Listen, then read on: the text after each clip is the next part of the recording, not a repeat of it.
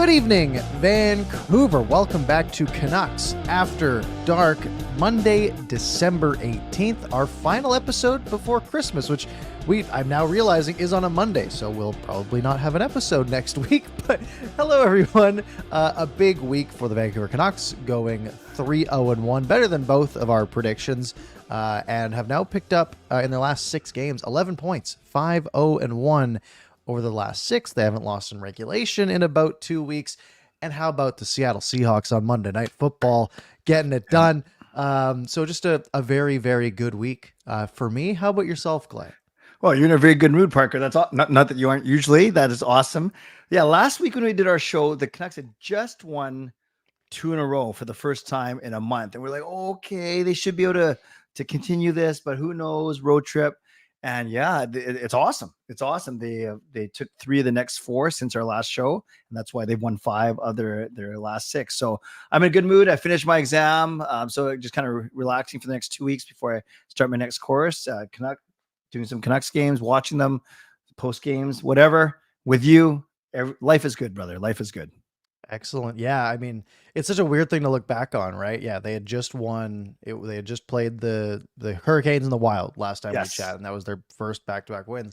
And now you look at it, and it's going to be 2 weeks since they've lost in regulation as of tomorrow, right? Like how quickly things change in a week. Where, they're going on the road. They have the 2 games at home against the Wild and the Panthers, the Lightning and the Panthers, and then to go on the road and, kind of a weird scenario of having these 2 early afternoon games against 2 teams that they should beat, although the Wild have been looking better lately. And to go out of that and just go up, pick up 3 points in kind of very not very pretty ways, like just sort of grinding out wins in a way where you wouldn't be surprised if they had lost based on the way they played both of those games, but they get the points, and they keep getting the points because this team is now 2nd in the NHL in points. Something like 5th in points percentage, maybe 6th. I don't remember. 5th sounds right. Yeah, 5th in points percentage in the entire NHL.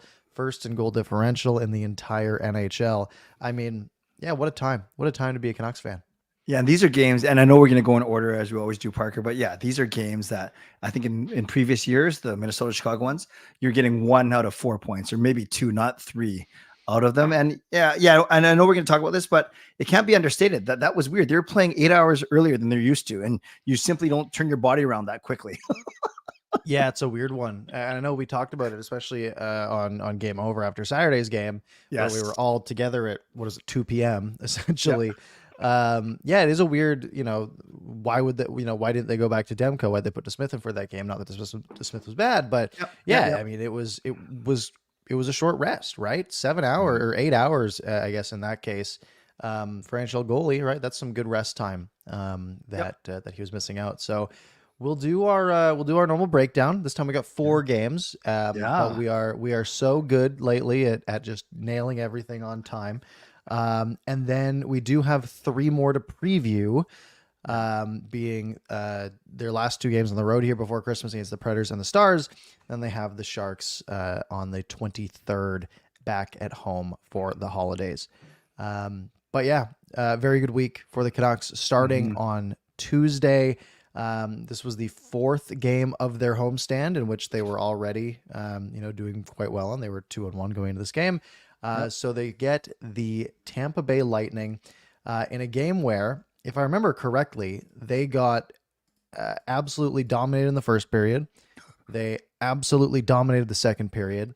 And then they hung on for dear life, as they have done so well all season. I mean, they're the best team in the league at hanging on to leads, which is, again, we're so used to blowing leads. But it was a very... it was a game for the PDO gods to help us out a little bit, as they have been all season. It's funny, Parker. It's a given that the first period we're going to get outshot double digits to single digits, and then basically you can reverse the numbers for the second period usually, right? and then who knows what happens in the third? That's kind of the pattern of the Canucks games now. Yeah, and then whichever team's losing in the third period gets all the shots. There you go. Seemingly. This one starts pretty ugly for the Canucks. This was that one where just a complete broken play defensively. Myers and Zadorov are on the ice for the Canucks on the D side, and Tampa Bay comes in on the zone entry, it kind of turns into a 4-on-2, and they just get like a very nice cross ice pass from Hagel to Sergachev on the far side. And Elias Pettersson gets this close to breaking it up. And then Sergachev has Braden Point just going to the back door completely untouched. And again, Tyler Myers about this close to breaking it up, right? So 2 very good passes, very nice zone entry play. And Tampa Bay opens the scoring in what's a little bit of a scary start for the Canucks. Yeah, minute 25 in. And Kucherov, the leading scorer in the league, he starts off this play and he doesn't even get an assist because he gives to Hagel, and then you're right. Yeah. And then Kucherov doesn't touch it. But it's such a nice passing play. I know Tampa is not up there in the standings, but their skilled guys are still so good. And that was a scary start for sure. You're saying, oh, a minute and a half in, that's not good. Yeah, not ideal. But the Canucks, again, for getting outplayed and pretty much, throughout the entire first period, they did it up with a power play. And this team has the chance, at least before the last couple of games, they have the chance to really take it to you on the power play. And I think if I remember correctly, this power play wasn't looking that great for the first 30 seconds to a minute or so, but eventually they get set up in their umbrella formation that they like to do, right? Pettersson taking the shots from one side, and then sometimes Hronek, sometimes Kuzmenko, sometimes Besser, sometimes Miller on the left wall. And this time, essentially Pettersson and Hughes, Pettersson's on the top, Hughes is on the left. They do a little rotation, and it ends up with Kuzmenko on the top of the left faceoff dot. And yeah, it's just a Hughes one-timer to Andrei Kuzmenko, and he makes no mistake. He just beats Vasilevsky to the near post. Is at this game, Parker, and I saw him, and everyone on TV saw him. It's like the weight of the world was lifted off his shoulders. He kind of looked skyward. Not sure if it's a hockey god or a relative or a combination of both, but yeah, you can almost physically see the weight being lifted off his shoulders for sure. Yeah, that was one he needed desperately. He has been, it's only his 5th of the season, right? we talk about it. We talk about Brock Besser scores his 21st of the season in this game, right? Very much a role reversal from last year. However, he gets one on the board, and you could tell he needed it, which was big. But Canucks out of the first period, tied at 1, not a bad result, and they're going into the second period, which is their best period of every team in the league. It has any period. So we go to the second, and this one is it's Brock Besser's first of the game, and this is just a good scramble play in front. It's a really good forecheck, and then Hronek's able to hold the line, gets a shot on, big scramble in front, and then the puck just sort of pops out to Brock Besser, who swings on the backhand, bats it in. Again, not like a great shot or anything from Brock Besser, but right place, right time, and when things are going well, they're going well. They are, and I think the one thing, is this the one he put it off the post or no? Yeah, I think it went off the post. No? No. It didn't hit the post on the way in. Regardless, it was a good shot. And a lot of Besser's goals, you're right, are mucky muck goals. They're on the crease, backhands, forehands, tips, whatever, rebounds. We've seen a few snipes from the slot, which we were used to in his rookie year, but now, he's turning into a true goal scorer because he's scoring from all over the place, and that's awesome to see. He's kind of doing what Kuzmenko did last year. Yeah, he just can't miss, seemingly. So that was his 19th of the year to make it 2-1. The Canucks got the pressure on, right? Like I said, 14-5 the shots in the second period, and with about 3 to play, this one's all Quinn Hughes. But a little bit of a side of Brock Besser just being in the right spot, right? Hronek does a really nice play to hold the line. Besser is just essentially playing the top of the zone, like just dead center, top of the blue line. He plays it over to Quinn Hughes, and Quinn Hughes goes for his skate around the net, and Brock Besser just sort of stays up there. The entire Tampa Bay D just sort of all comes down to the hash marks or lower, which is usually very good. You can literally see if you look at the highlight, every single Tampa Bay player is below the bottom hash mark of the face-off circle, and Brock Besser is just posted up, 8 feet inside the blue line. Quinn is always going to find a guy there, and Besser just fires it far side, and again, sort of beats Vasilevsky to that same post to make it 3-1. Yeah, the game really slows down for good players. Obviously, Gretzky, that's the one thing about him is he take it behind the net, and then everything would just freeze for him. He's so smart. I think I see a little bit of that with Quinn Hughes, Parker, especially when he comes down that left side. We've seen him score at least twice from that dot, and then whether he fakes a shot or he keeps skating, he had all 5 Tampa Bay guys mesmerized, just staring at him. And he is so smart. He's skating at a good clip, but he's so smart, and I bet you he knows where all 9 players are, right? The other 9 skaters, for sure. And yeah, it's perfect. It's perfect. It's so good. It's so good. Yeah, no, good players definitely know where everyone is at all times, essentially, especially when they have the puck. And I wonder if that's a bit of a side effect of Hughes' shot being so much better and him having a couple of those goals just down the left wing and picking those corners. Guys have to worry about that, right? Sure. And so they're sort of creeping down. I'm sure Hughes looks for it. I'm sure he looks like, is that corner available? Can I hit it? But he looks it off and goes around and finds Besser. And yeah, it was very good play. Just a smart assist. And Besser, right now he just can't miss. Yeah, beautiful, beautiful. So 3-1, and then we know the stat now. What is it up to? 17-0, 18-0? Now I think now it's 18-0 as of today. Wow. So good. So good. Yeah. So 18-0 after leading after 2 periods, which again, it's just impressive. They've led after 2 periods in 18 out of 30 something games. Like that's crazy. 32 games or whatever it is now. And then, the Canucks just do this thing that I hate. I hate to watch it. It works, so I'll take it. But I hate that they're like, all right, we've got a 2-goal lead. Let's just sit back in our own zone and let Thatcher Demko make a bunch of saves from the outside and shut everything down. Because really, like, a little mistake in the other team scoring, right? But they aren't making those mistakes. The structure's working really well, and they essentially just fight off the Tampa Bay Lightning for 18 and a half minutes in the third period, and it culminates in Brock Besser sailing the puck over an empty net. Yes, that was quite impressive.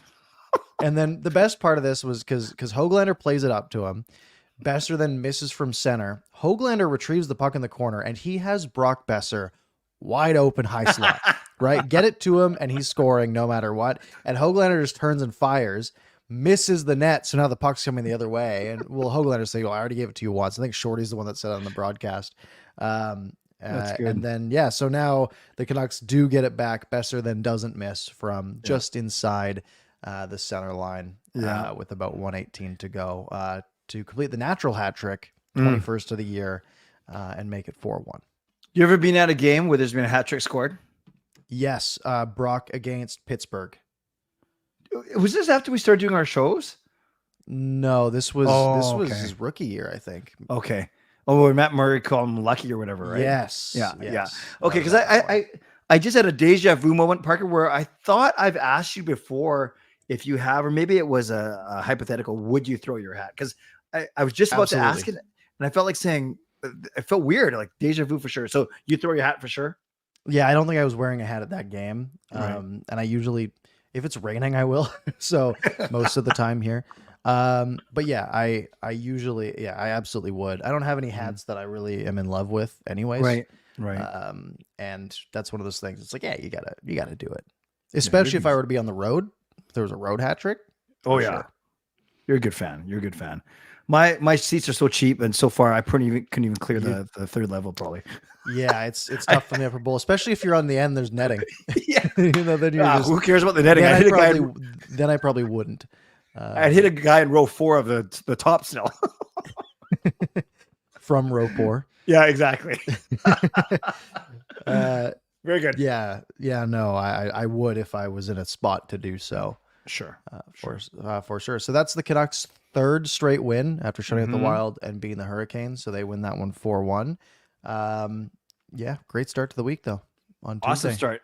And then we get to the big game, and you and I actually got to, before we talk about the game, you and I actually got to meet. We met before. You came up to see me with your buddy, which is great. You guys, let me just pump Parker's tires. Not that he needs it, but obviously even when I'm perfectly healthy, he's still more mobile than I am, but obviously recovering from my very severe injury. I'm a little bit slower, and Parker took the time, even missed a bit of the game, to come up and say hi. And we were able to chat for the whole second intermission, met some fans that been watching this show, which is pretty cool. So yeah, thank you for doing that, Parker. Hope your buddy had a good time. And yeah, it was fun. We were all in a good mood because of what was happening that night. Yeah, it was. Well, that's the thing. I wasn't so concerned about getting back to my seat, right? It was 4-0. And by that time, and vibes were high. Even in just walking around the concourse, like you could just tell everyone was in a great mood. It was sort of a perfect night. And everyone went so early. Like you got there early enough to get your bobblehead. Yeah, and then I left it under my seat. Oh no! Oh And then I no! remember right when I walked out the door, and I like did a half turn. I was like, "You can't come back in." I was like, "I left my." He's Oh. like, "You can't come back in." All I right, bet fair you enough. there's probably a couple hundred people who got free bobbleheads. I mean, that didn't get one because I'm sure you weren't the only one. Yeah. Yeah. Yeah. No, it was just I'm not Oh. used to bringing things with me. Right, I have my jacket. That's about it. So yeah, that was a tough one, but Yeah. I'll still have my 2 Daniel Sedins to You didn't get a Henrik. You got two no, Daniels. no. We each got a Daniel, and I just have both of them. By the way, before we get going, Carol, thank you. Gifts, Mm, 5 CAD memberships, which is awesome. I saw who they went to. David, Clifford, Spartan, Hope, and JS. So thank you, Carol, for your continuous support. We appreciate you. thank you. Yeah. But yeah, this game it was great. I mean, we'll start on the Luongo ceremony. It was nice, Corey Schneider was emceeing it basically, which was lovely. And they didn't do anything crazy. There was, they like Henrik and Daniel handed him a jersey with the C on it, which was nice, a nice gesture. But they really didn't do much. They're like, hey, here's the mic, talk for 8 minutes, 10 minutes, Mm-hmm, whatever. mm-hmm. And then that was it. And it was a lovely speech. It was moving. They had and then when the anthem came on and they showed the Team Canada 2010 win, I was like, okay, now I'm feeling it a little bit. But yeah, that was, it was lovely. Yeah. Parker, you can never please everyone all the time. That's the whole point, I guess. I was fine with it. I know a lot of people, once you even get past the whole Ring of Honor versus jersey retirement debate, once you even get past that, people were complaining that this wasn't befitting of Luongo. It wasn't. I thought it was fine because remember, this isn't a jersey retirement. The last Yeah. time we saw something like this, it was the 2 Sedins. So of course you're gonna go for an hour. They're the best players we've ever had. And this Yeah. one, yeah, you're right. 10 minutes. Understated was the word for sure, but I don't know, in the arena for me it hit the right, it struck the right chord or whatever the term is. I thought it was Yeah, fine. and these things never translate on TV, so I'm sure people on TV were probably gonna like, oh, this looks kind of lame. But in the arena, everybody's on their feet the entire time, right? Yeah, And yeah. everyone's like just on the edge of tears, just like reminiscing and just like thinking of the good old days. And it's just like, yeah, this is, it was just nice. It was very well done, and moving, and yeah, it was perfect. It was perfect for what it was, right? Yeah, It's obviously, you were there too at the Sedin yeah. one, and that was obviously a much bigger spectacle. And the Linden one I was at when I was younger too, and Nice. again a much bigger spectacle. But yeah, for a Ring of Honor type of thing, it's like, yeah, get it out, do the memories, Yep. do the speech. Luongo didn't even have notes in front of him, Yeah. and it was great. Impressive. And you had really good seats. Mine were okay, but I know you're a little closer, and everything was happening in your corner too. We were essentially right behind That's the awesome. speech, yeah. And I mean the That's awesome. screen. I haven't been in the rink this year. The Oh, screen is so big. I was like, that's oh goodness, I right. can see everything. Yeah, I forgot about that. Yeah, cool. So you thought the screen was good? Oh, it's Yeah. awesome. It's way better. Yeah, That's good. watching that Dakota Joshua goal in huge format is fantastic. Very good. Yeah, I thought it was good. A nice start to the game for sure. For Mhm. sure. And then yeah, really good start to this game as Andrei Kuzmenko builds off of his goal from the previous game. And this is all Connor Garland. Connor Garland just winning a battle on the boards at the blue line, kicks it free to Kuzmenko.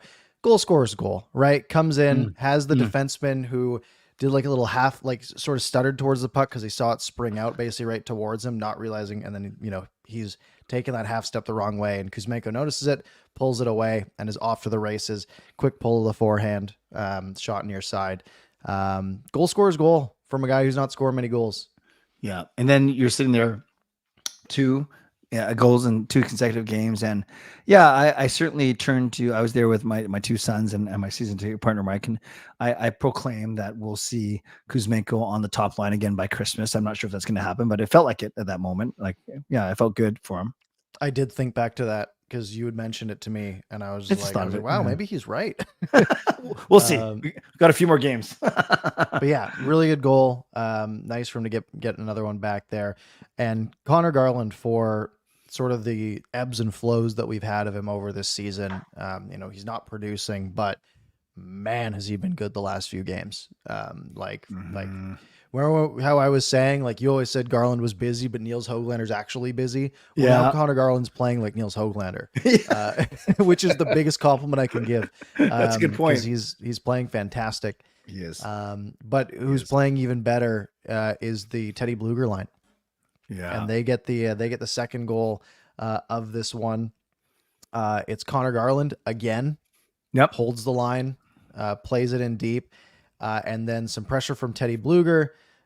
Wins the battle, plays it out in front for Joshua, and he, does a little 360, tries to backhand it. Bobrovsky's there, and then he's able to get his own rebound and go shelf with it. Like Garland, Bluger, and Joshua together, just working fantastic. Yeah, and that skill, I just noticed, Garland didn't get an assist, did he? At least not what I'm looking at. No, only Bluger did, but Garland definitely should. I mean, Garland got in the zone and he held the line.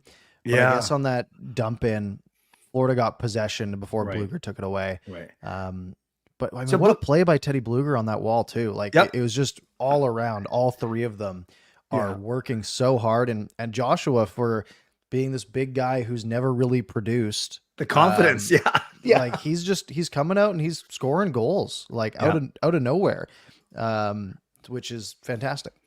By the way, thank you. 136 of you in here on a non-game night, so we know that you guys are feeling it. That's awesome. That's awesome. Just like Dakota Joshua's feeling it. Yeah, that was a very confident goal for him to go spin a Rooney backwards and then still put the puck in on his rebound, still on his backhand. Yeah. He stayed with it, right? Most guys will spin and they'll sort of drift away, but he stayed with it on his own rebound, which was great. Shots in the first period were 15-9, but it didn't really even feel that, that much of a difference. I think scoring chances were probably pretty even. Sure. But hey, Canucks have a 2-goal lead going into their period, the second period. Their period, that's true. And this is nice because this period was on my side of the rink because I was sitting basically on the end there. And I get to see one of the funniest goals I've seen in my entire life, which is Sergei Bobrovsky coming out to the bottom of the faceoff circle. Now he takes us on the backhand. Yeah. And then he turns around and I don't think he sees Connor Garland because he sort of is turning this way as Garland's coming in over here. So he never really sees him until it's almost too late. And Dakota Joshua, what a fake. Joshua makes it look like he's just gunning it at the Florida defenseman, and he hits the brakes right as Bobrovsky's going to make that pass. So he faked him perfectly. That combined with Garland's pressure, and Bobrovsky just serves it up on a silver platter. And the best part here to me is Connor Garland's arm going up before before the puck's even off Joshua's stick. It's literally as the puck hits Joshua's stick, Garland's arms start going up because he knows he's not missing that. And I almost died laughing at that point from my seat. Funny. So you're sitting there. That happens in your corner. I know there's so much going on. It's so fast. Maybe you're watching Garland. Maybe you're watching. Did you see Joshua coming at you, or was it only on the replay? Or did you actually? Yeah, you saw. No, I'm sitting there because it's a nothing play, right? Yeah, goalie comes, dump in, goalie comes out, so it's not icing, and he's gonna shoot it up the wall, and something will happen at center ice, and they'll whatever. But I'm literally watching, and we're probably I think we're just chatting about stuff, just hanging out, and then we watch that puck just hit Joshua's stick, and we sort of perk up, and then I immediately started. I was did I miss something? Was there offside and or the Canucks have a delayed penalty or something? Because this doesn't feel right. But no, it was a goal and it was hilarious. Yeah, and then I just that probably for all intents and purposes, that was the end of Florida's chances to catch up in this game for sure. Yeah, that made it tough, making it 3-0. Yep. And then the Canucks added one more. They go back to the power play. They get a little 2-man advantage on this one, and you have a Pettersson slap shot that goes right off the mask of Bobrovsky.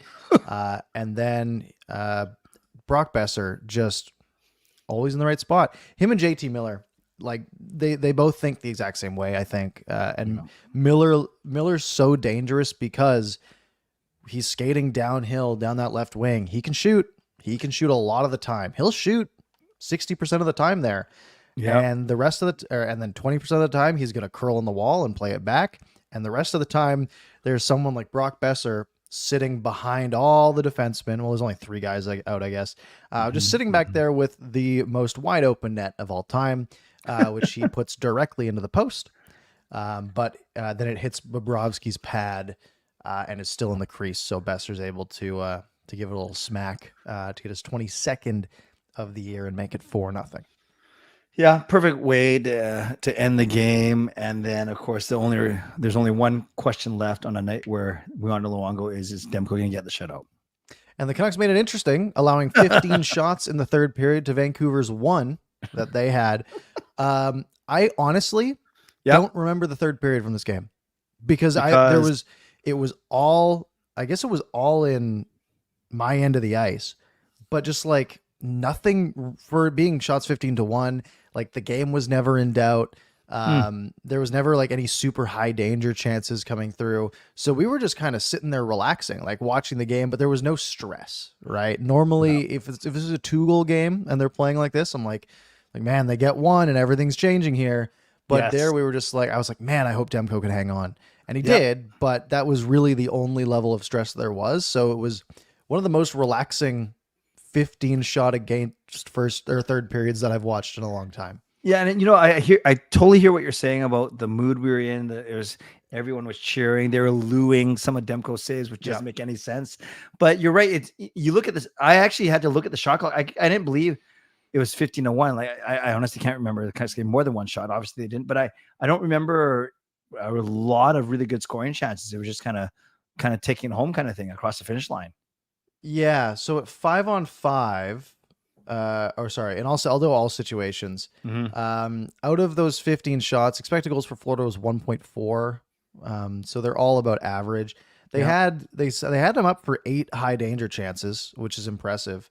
And actually the shot map does look pretty scary around the Canucks net. So maybe it was a little bit more dangerous than it felt. But again, I think the fact that the game wasn't in doubt and just Demko looked so poised that it was just like there wasn't really much concern.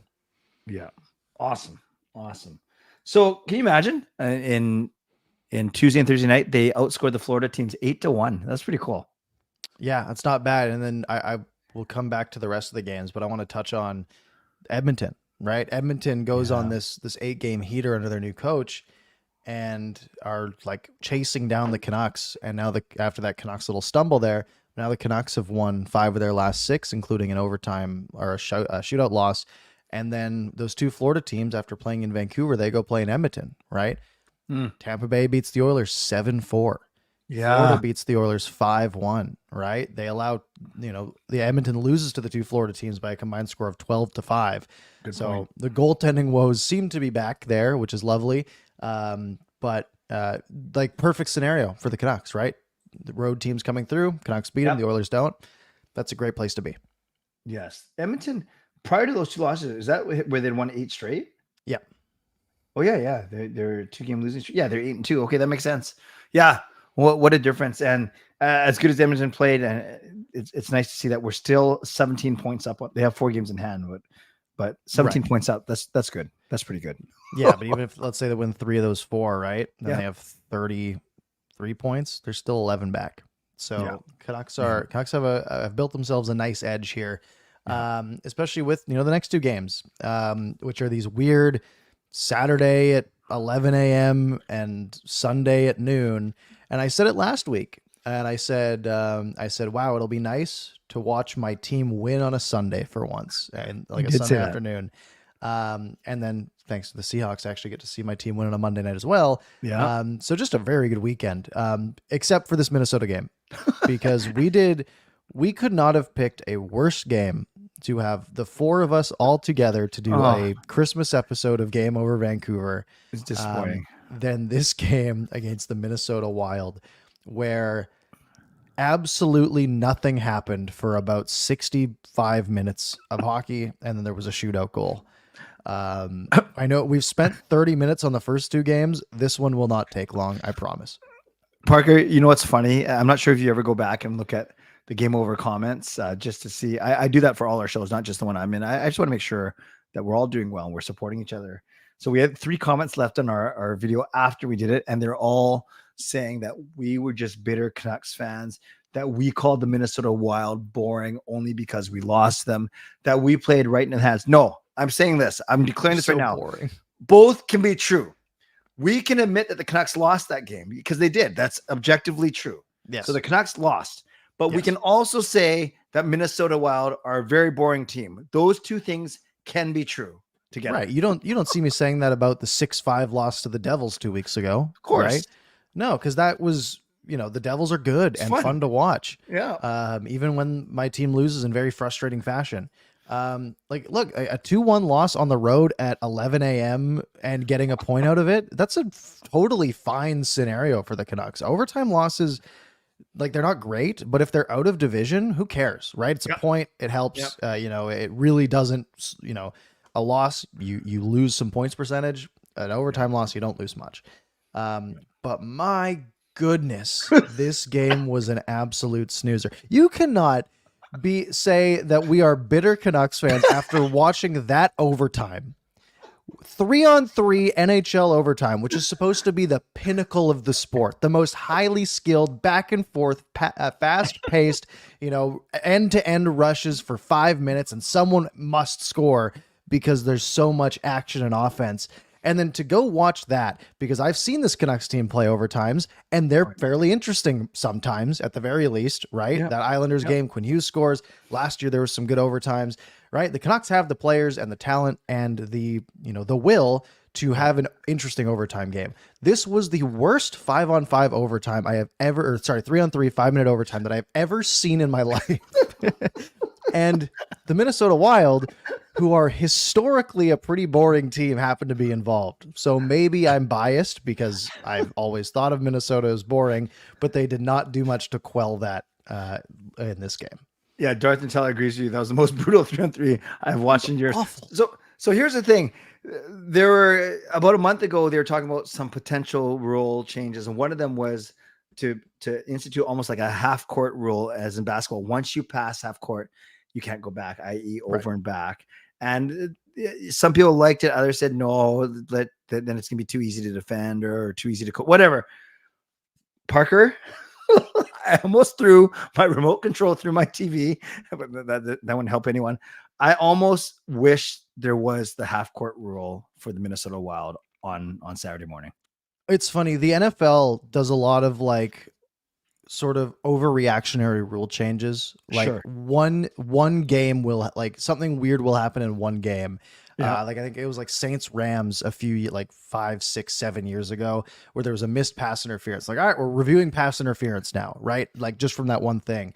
And then you have the Eagles who do this, this tush push, brotherly shove, whatever you want to call it. And they pick up 2 yards every single time. And they're like, we got to ban this because no one can stop it. And it's like, well, no other team can do it. That's not a problem. And so I look at this and I was thinking of this sort of the same thing. There's some teams that, it's a possession based thing and it's kind of skilled. I am very willing to overreact from this one game.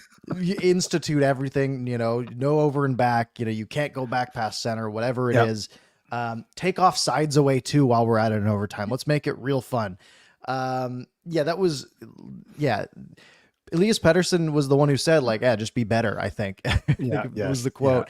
But man, that was miserable to watch. The 3-on-3 was designed to be this fun end-to-end action that someone's going to win it in 5 minutes because we don't want to watch a shootout, right? It's such a miserable way to lose, and winning doesn't feel that good anyways. Exactly. I'm so on board with instituting something to prevent overtimes like that because that just felt like a waste of time. Yeah, and for the 1 or 2 Minnesota Wild fans that are in here, Parker and I would be saying the exact same thing if we had won the game. There's nothing to do with the fact that the Canucks lost that extra point. This has everything to do with the fact with Minnesota won the draw. They took it over our line and they circled amongst themselves for a whole minute in the zone. Then they took it out of the zone and circled for another. That was the thing. So I take because I knew that I would sort of be leading game over during that show, right? I would sort of be emceeing it, and I'm like, hey, well, I'm going to take notes during the game and sort of take us through everything, and because I do my own post game videos or stuff on Game Over, and I like to spend 15-20 minutes breaking down the game, so I have lots of notes. My notes in overtime were something like, Minnesota won the faceoff and held the puck for a minute. The Canucks stole the puck and held the puck for 90 seconds. Minnesota got the puck back and skated around for 2.5 minutes. The Canucks got one shot from the outside. And like that was all my notes for the entire for the entire overtime. Painful. Like, it's how many shots there's on average in the NHL, about one shot per minute, right? 30 shots a team over 60 minutes. There should be a lot more than that if there's only 6 guys on the ice. Oh yeah. Not 2 shots over 5 minutes. There should be like 15 to 20. So yeah, that was just miserable. It's funny. We said we wouldn't spend any time talking about this game, and we've ranted for 5 minutes on overtime. And if that's all we talk about, that's fine. Yep. Let's go over it quickly. The Wild did score late in the first period. This was just a really nice play. Kind of exactly like, or very similar to the goal that Tampa Bay scored a few nights prior, where it's just 2 cross crease passes, guy in front tips it over to Smith to make it 1-0. Very nice play. Defense, really should have done better there. And I think this is the one that we were sort of blaming on Hronek, if I remember correctly, because he sort of lost his guy, but everyone played it pretty poorly. Yeah. I have nothing to add. Second period starts, and the third line does some more outstanding stuff, and it's really the only thing that I care about talking about in this game. That's Garland. Really nice pass forward after the in line to Joshua, and he finds Bluger in front. Very similar goal to what Minnesota scored in the first period, where he chips it over to tie it at 1. And not much else happened the rest of the game. Genuinely, third period was pretty slow. Shots won't tell you it. Shots say 12-8 in the third in favor of Vancouver, and you might think it was like, back and forth, a little bit interesting. Last 2 minutes were kind of interesting. Goligoski almost scored in tight with like 10 seconds left, but other than that, there was nothing. And then Zuccarello scored in the shootout, and the Canucks had 3 abysmal shootout attempts, and that was the game. Okay, so forget about hindsight. Let's say tomorrow, Parker, the Canucks go to the shootout against Nashville. Okay, let's say neither Brock or Kuzmenko have scored during the game, so you're not even riding the hot hand. Let's presume that Miller and Petey are among your shooters. So basically, I'm trying to get you to say, are you putting Brock in the shootout, or are you putting Kuzmenko in the shootout? There's stats, there's history. I get all that too. Yeah, I think because Kuzmenko didn't score in the last one, they would do Brock in the next one. Right. But I don't know. I feel like teams sort of, they practice the shootout. They know who their best shooters are, and they base it off that. I think if a guy scores 2 goals in a game or like looked fantastic, then maybe he gets a look. But I think other than that, they sort of have a set lineup. Okay, so no big deal, Kuzmenko. And Kuzmenko had been 4 of 7. Now he's still 4 of 8. That's still pretty good. 50% in his career. So no qualms there. We're just talking about it. Or I'm just bringing it up because I guess he didn't score. That's why. Yeah. Okay, that's fair.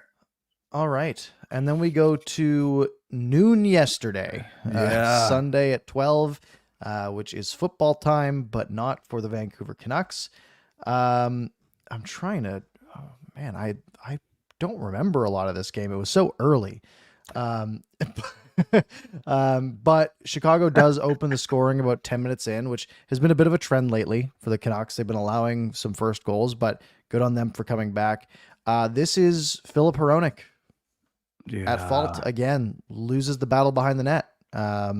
Just gets checked, falls down, loses the puck, doesn't break up the pass across. Quinn Hughes doesn't pick up Foligno in the crease, and he chips it past, just sort of tips it past Demko about 10 minutes into the period to make it 1-0.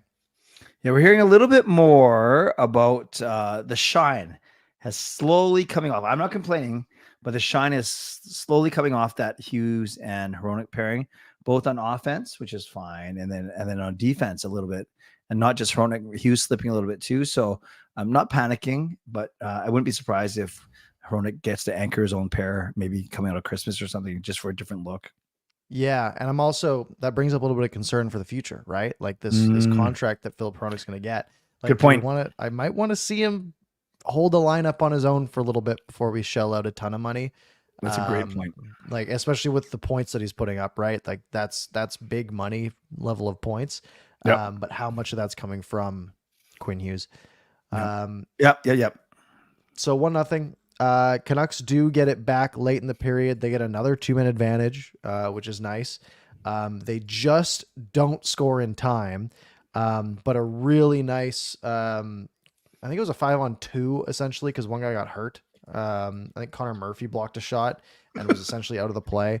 So he didn't put essentially any pressure on JT Miller, who fired it across to Pettersson, and he just rips it past and makes it 1-1.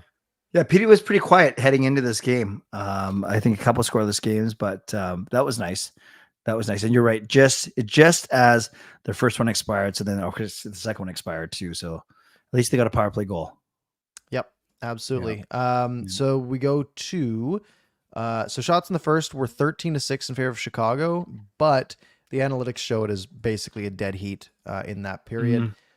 So we go to the second, which is the Canucks period, and Nick Foligno scores again. Slow start to the period. I mean, Chicago had the power play coming in, and it's essentially just, what was this play? Just sort of a tip play in front, like a low pass, sort of on net, and Foligno bangs home the rebound. Bedard. Yeah, lead. that's right. Bedard took the shot in, and then Cole was left to basically choose to be between a couple guys, and it left Foligno kind of open. Yeah. Canucks didn't sit on that for long, though. And again, guess who? But this third line.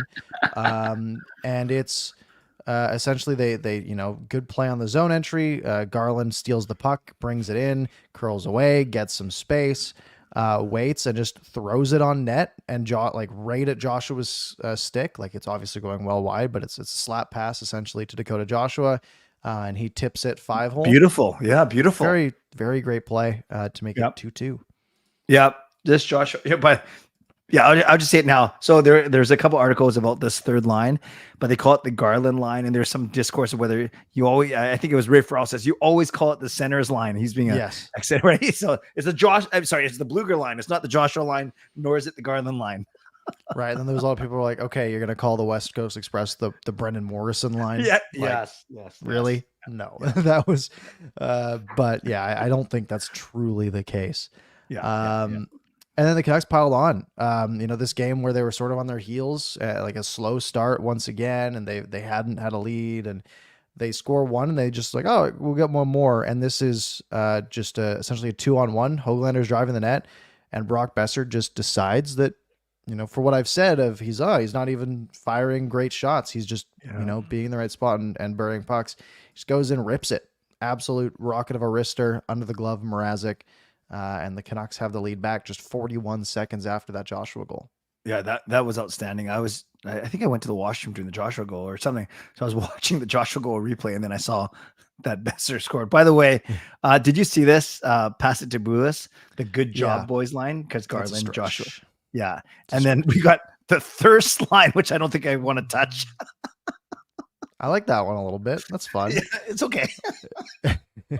And then, you have Wyatt Arndt pushing hard for Connor Garland to be called like Corolla Garland because he's just reliable. And it's just they're really trying. Someone's really trying to hit the next lotto line. Yeah, that's weak. And it's and everyone's whiffing now. Yeah, I agree. Second period continues. Canucks again being essentially dominant for the second period. And they add one more for good measure. This one is Ilya Mikheyev. This is I'm trying to find the play here.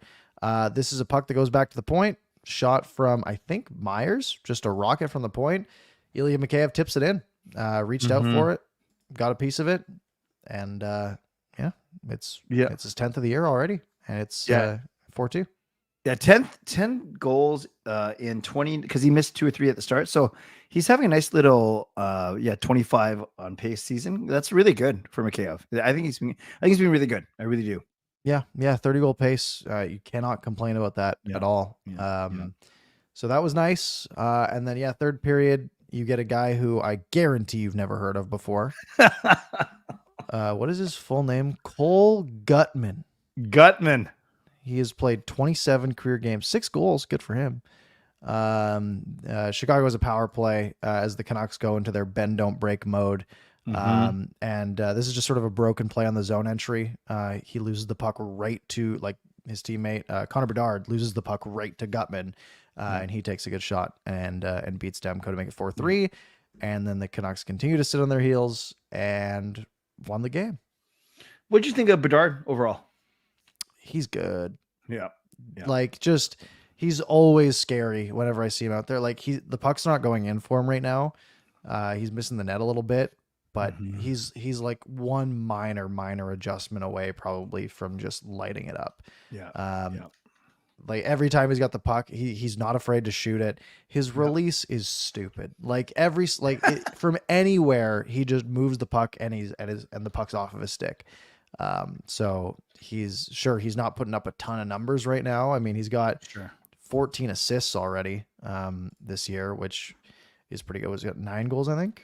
12 goals. See, he's almost a point a game, right? He's got 12 goals. I think he's got 9 more points than anyone else on his team, right? Imagine him on a decent team. He'd be tearing it up. Yeah, I remember a couple of times in the first period, especially because I was teaching my daughter about as we were watching about Connor Garland and Connor Bedard, and I think the shot I showed her, what he got blocked or got deflected, it was from the slot. I think because there's a lot of traffic, but it's even she doesn't know much about hockey. She couldn't believe how fast the puck got off his stick. It doesn't make sense. Yeah, it's nuts. So that's the games. We both predicted 3-1 for the week. Yeah. And I think we both predicted that the Lightning was sort of the iffy one. That one or Florida. But the way the schedule was set up, take 3-1. That's 7 points out of a possible 8. They've got 11 of the last 12 possible points.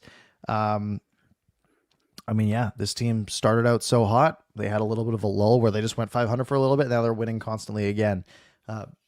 It is an absolute blast to watch these guys play. And they've got 3 more games coming up this week before the Christmas break. Yeah.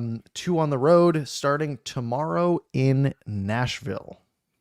Going to be very interested to see the Canucks start because as well documented, the 2 weekend games. So at least this is a more normal time, 5 p.m. Pacific, 7 p.m. Central.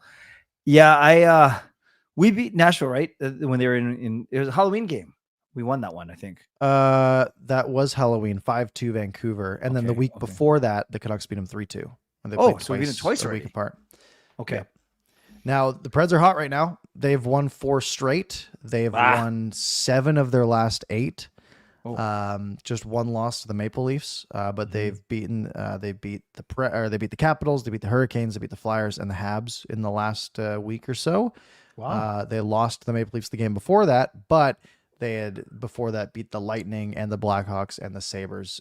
So not like crazy great competition, but winning the games you have in front of you is all you can do. So they've been hot. Okay, no, she didn't know they'd been that good. Yeah, wow. Yeah, 5 games over 500.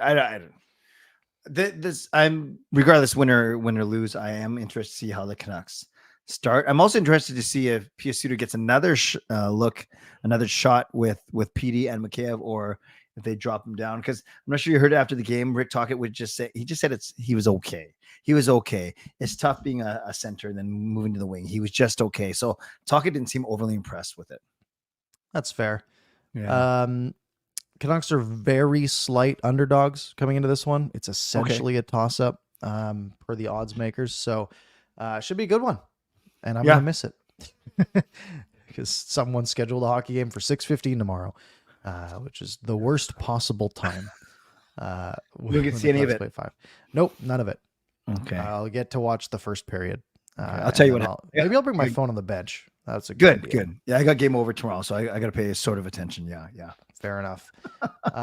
Canucks then get the Dallas Stars, who are they're 5-3-2 in their last 10, so they're doing what they need to do. They're still top of the division, 40 points in 30 games. So worse than the Canucks, which is just weird. Like it's weird to think about. Like the best team in the Central right now has a worse points percentage than the Canucks do. Yeah. But it's awesome. So they recently. They're coming off. They beat the Kraken tonight. They don't play until Thursday, so they get a couple days of rest, and they're at home. But they beat the Kraken in OT. The Kraken tied that one up late, and then they just lost to the Blues on Saturday, also in OT. But before that, they had beat the Red Wings and the Sens, but lost before that to the Golden Knights pretty handily. So they've been sort of middling lately. A little bit worse than their record would suggest, but. It's in Dallas, and it won't be an easy one. Yeah, and we beat Dallas 2-0 the first weekend in November. That was the game that none of the four of us could do game over. So we had Avery do it for us from Edmonton. I didn't know, actually, Justin said this. I didn't know this, that Ottinger was hurt. So I guess we're going to be robbed of another battle of the young American goaltenders of Demko and Ottinger. Well, thanks, Justin. I didn't know that. Yeah, that could be a big edge for Vancouver. Yeah. And then to finish off right before Christmas, Saturday night, 7 p.m. is the one that I'm doing game over for. Yes. And that is, hopefully it's a win because it's the Sharks. San Jose on Saturday at 7 o'clock. Sharks are coming alive a little bit. They've won 5 of their last 10. They got shelled by the Avs yesterday, and they got shut up by the Coyotes a couple days before that. But they did recently beat the Jets and the Red Wings and the Islanders and the Devils. So they've been pretty decent lately, but we know the Canucks are they 3-0 against them this year? 2-1. San Jose beat us. 2-1. San Jose beat us. Oh yeah, the 25th. Yeah, I missed that one. Right. Yeah. So the Canucks won 10-1, 3-1, and then lost 4-3. So that one should be a win, but again, you never know. Teams should be leaving it all out there though with the Christmas break coming up, which I think should be an edge for the Canucks, I would hope. So it's funny.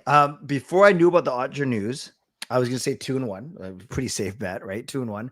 I'm still going to say 2-1, and maybe the Canucks somehow they win the Dallas one, but they, for whatever reason, lose one of the Nastro San Jose. Because I don't know. I would love them to go 3-0, but I'm going to say 2-1. I'm going to go 2-0-1. Ah, nice. Nice. Because I'm sure they find a way to lose one in OT or a shootout. That'll be very boring again. So hopefully, 2-0-1 would be totally fine. 3-0 would be fantastic. 2-1 would be just okay. What high expectations we now have.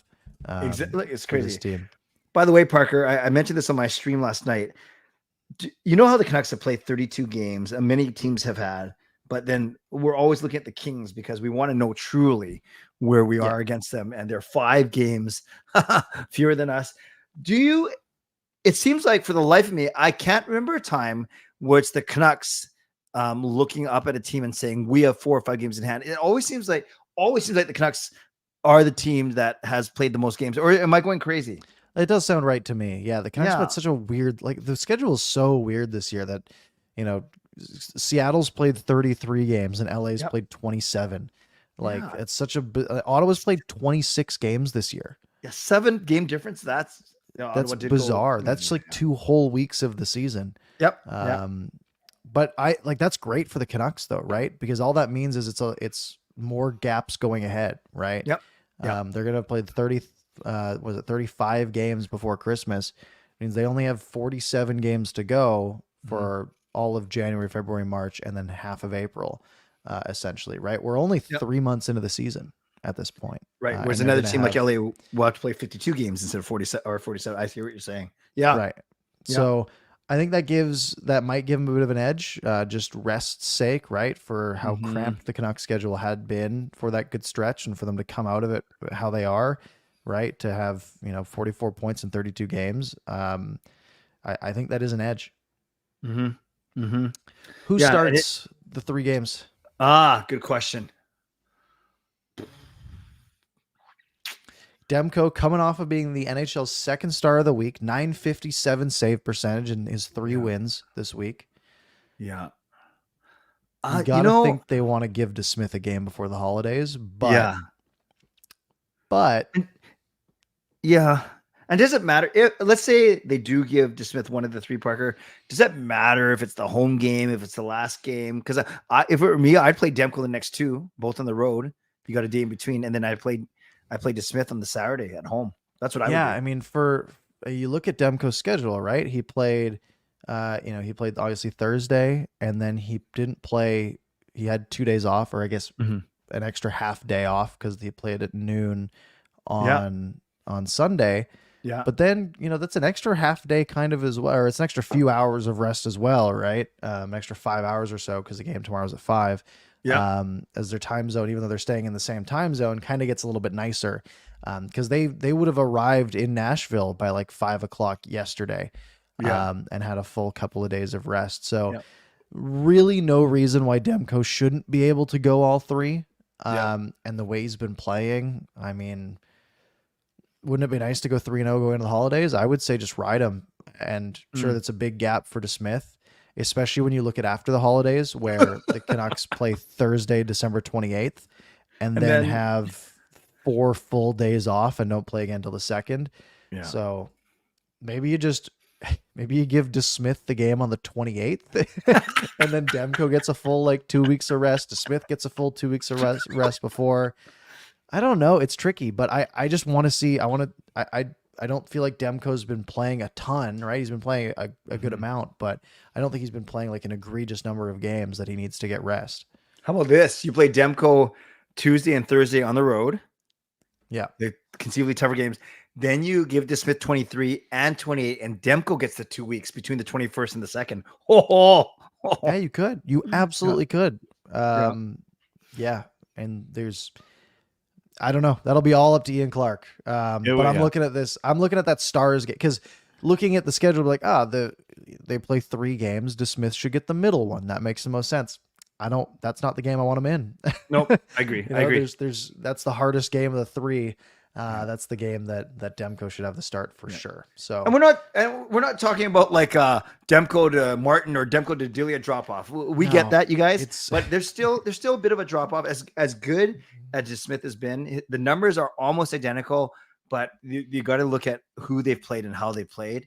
So yes, there's obviously there's a reason why one's a starter and making $5 million and one guy's a backup making 1.8. That's why. There's a difference. Demko's got a 921. DeSmith has a 923. I mean, save percentage wise, they're identical, right? Okay. However, I don't know. There's something about that presence that Demko has. I agree. He plays such a calm style, and I think the team builds off that a little bit. Have you noticed the way Demko swallows up pucks? Like every time the puck, he just kind of hulks it. It's pretty cool, actually. Yeah. Yeah. He's a very well controlled goaltender. Well controlled. So yeah, I'm fine with. Really, it's not much of a drop off, but I like watching Demko play. Yeah, I'm with you. All right, so I got 2-1. You got 2-0-1. Absolutely. Was there any other Canucks news this week? Not really. Hey, no. Anything happened? There was the Chichek trade. If that's how you pronounce it. Yeah, that's right. Chichek, yeah. So Stanika for Chichek and a 6th. Fifth. Canucks 5th. Was it maybe 6th. I think it was a 6th. Okay, 6. Yeah. But either way, Canucks add a pick. They had no organizational depth defensively because they had a couple injuries. And Jack Stanika was, sort of an extra guy. So they ship him off to San Jose. He'll get playing time there, which is excellent for him. And the Canucks add a defensive piece and a pick.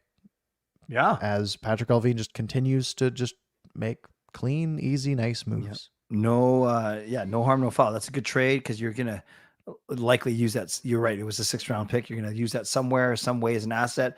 And if you're going to the game this Saturday, I'm not, but if you're going to the game, you will see Jack Stanika returning to Rogers Arena ice in the blue and teal, or the white and teal. No, revenge game. Oh no, he's going to score 4.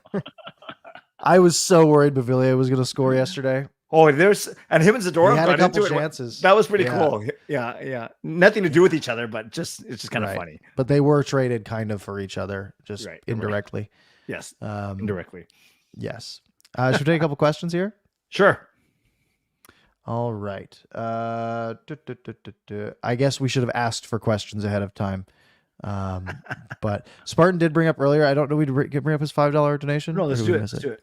Yeah. Said somebody please teach the Canucks to count. We have to be breaking too many men records at this point. We talked about this on Game Over Vancouver. Actually, Toronto has the lead in too many men. I think they've had 7 this year, while the Canucks have had 5. So the Canucks are barely not the worst at that. But yeah, the too many men's. It's been too long, too many years of it. It's got to stop.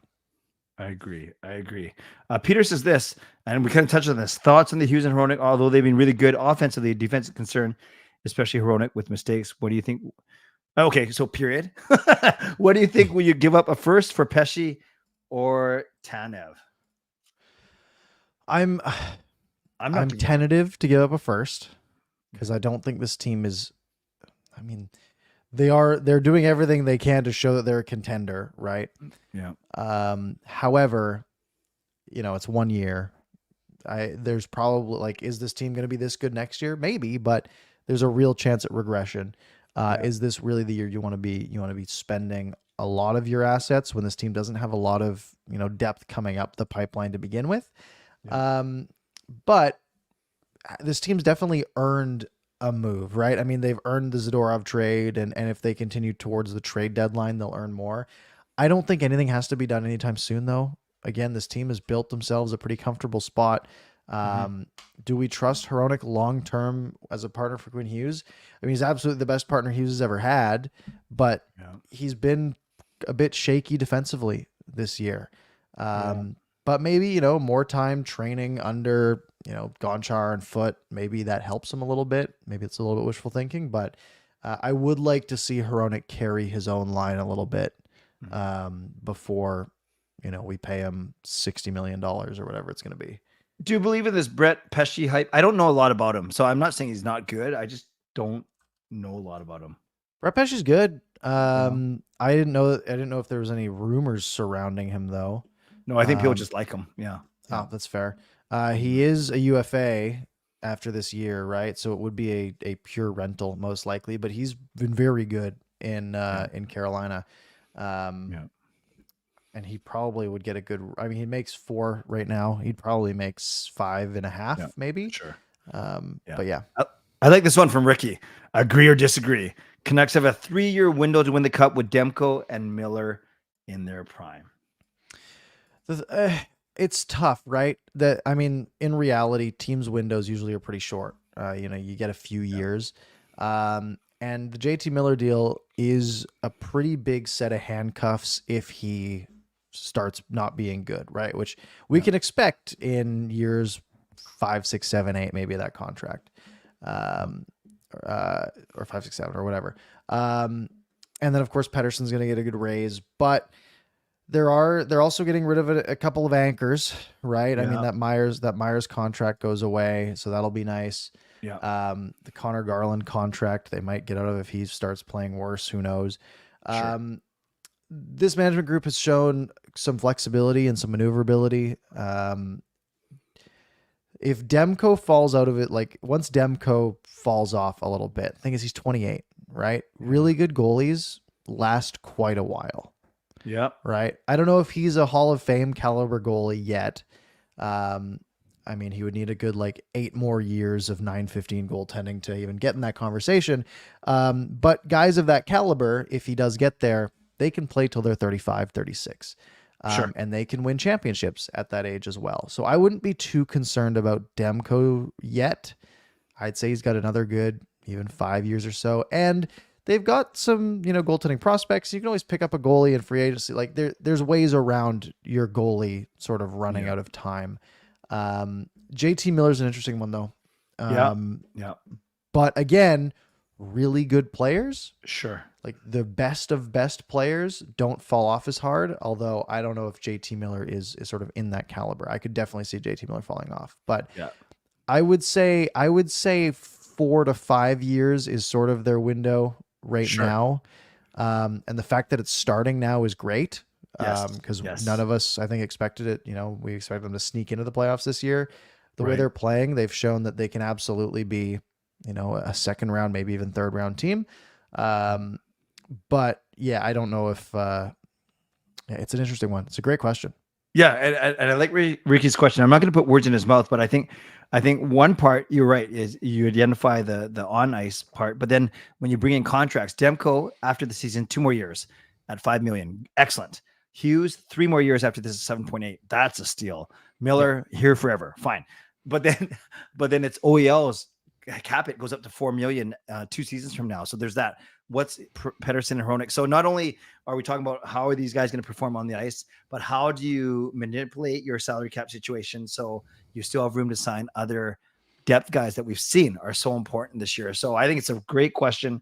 And I do think that this year, as we've talked about, Parker, I think it's sped up expectations by a year or two. No one expected them to be 12 games over 500 on December 19th. So, dude, would you blame them if they kind of went all in this year? No. If they're fighting for first in the Pacific on March 2nd, of course you're going to try and go for it this year. Right. Yeah, and man, what a run that what fun that would be. Oh, it'd be crazy. Yeah, that's the thing, right?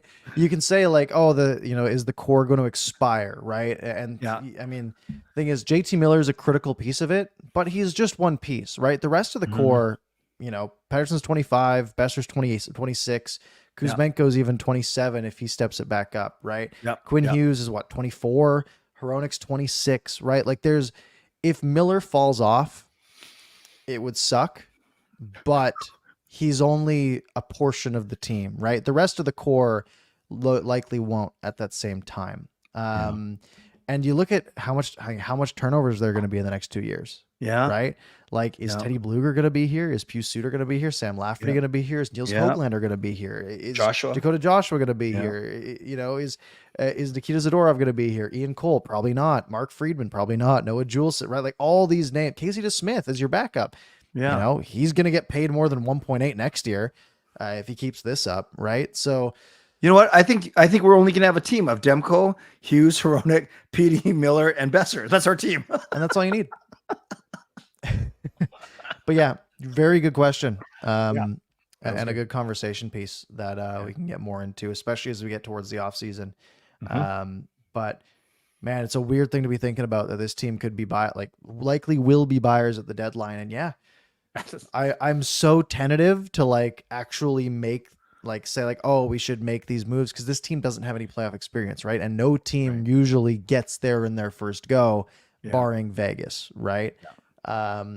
But man, if look where they're at right now, they're 3 points behind Vegas, same amount of wins, 3 fewer overtime losses, right? That's it. Yep. Mark my words, Parker, our trade deadline show is going to be the biggest show of the year.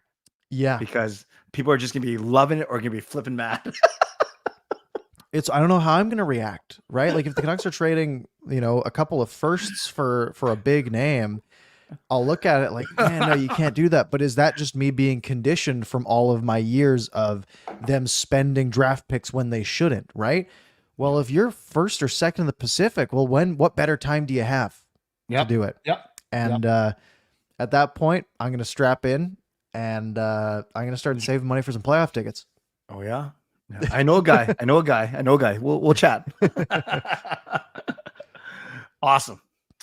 Well, that's a great place to wrap up. Yeah. Folks, thank you all very much for joining. 200 of you in here. Let's get those likes up. Make sure you're subscribed if you're not already. We're here every Monday night, I guess, except next Monday it's Christmas, so we'll probably take a week off. And so here's the thing: the next Monday after that is New Year's, but maybe that's not as crazy. Yeah, it is New Year's night. Although I do have to watch the Huskies because they're playing college football. Stay tuned, folks. Maybe we bump to a Tuesday for 1 week. We'll figure it out. Yeah. We'll figure it out. But make sure we're definitely not having and hit the notification bell, and you'll find out. And if you want extra notice, you can follow Clay on Twitter at Canuck Clay this way, Canuck Clay on Twitter and on YouTube. You find me, ParkersPucks, Twitter and YouTube, X, YouTube, whatever. If you missed any part of the show, you can rewind back to the beginning here on YouTube, or you can find it on your favorite podcast platform in a matter of 15 to 20 minutes. Listen to it on your way to the office in the morning. Otherwise, Clay, any parting words this Monday evening? Well, I think on behalf of both of us, we want to thank all of you for sticking with us, especially around Christmas time. You always feel a bit more grateful and you count the blessings in your life. So I know Parker does his videos and you guys are there. You guys come to my streams, which I appreciate. But we won't see you collectively until at least a week and a half from here. So we wish you the safest of holidays, and we are grateful for your support here. So thank you. Absolutely. Thank you all for being here. Have a very happy holiday. And we will see you next time. Good night.